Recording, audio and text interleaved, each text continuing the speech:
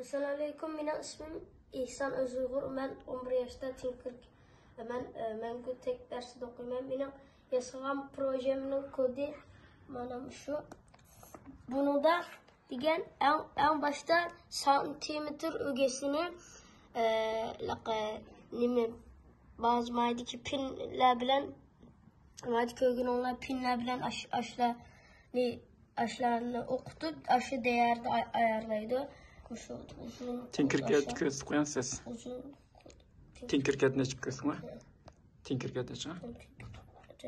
Tinkercad'deki nimisim bana diyen Tinkercad'deki plan. Tinkercad'deki planım şu. Anadaki kodumu bana kodu diyen madiki santimetre ögesini madiki 7 tetikleme pini 6 eko pini üzerindeki ultrasonik mesafe sensörü diyen bana şu. Santimetre birimi cinsinden okuydu, aşı değerde ayarlaydı.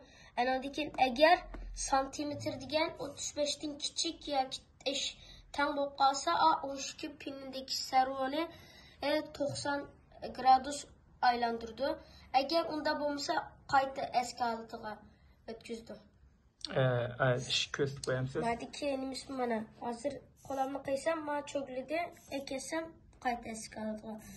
Bunu neme işletisiz? Bunu işqa meşinikisi Köstü. Otomatik iş kıldığın nimse texe toluk bitmedi. Ama ma öyle yasap buldum. Planım diyen mayedeki mayegi sabitlep anadaki Kumlaştırıp. uzun tarafçı mayedeki servonu mayegi çatman anadaki çatsam bu ya uzun bir narsa ekilip manda içip durdu manda. Uzun tayaklar buldu aşılar içip durdu manda. Maşin kese işkimşinde içip durdu. Kayıtı kirip boğandikin işkini ip durdu. Yaxshi, bitib o'tdi-ku bu. Az qurashtirasizlar bo'lgan-ku.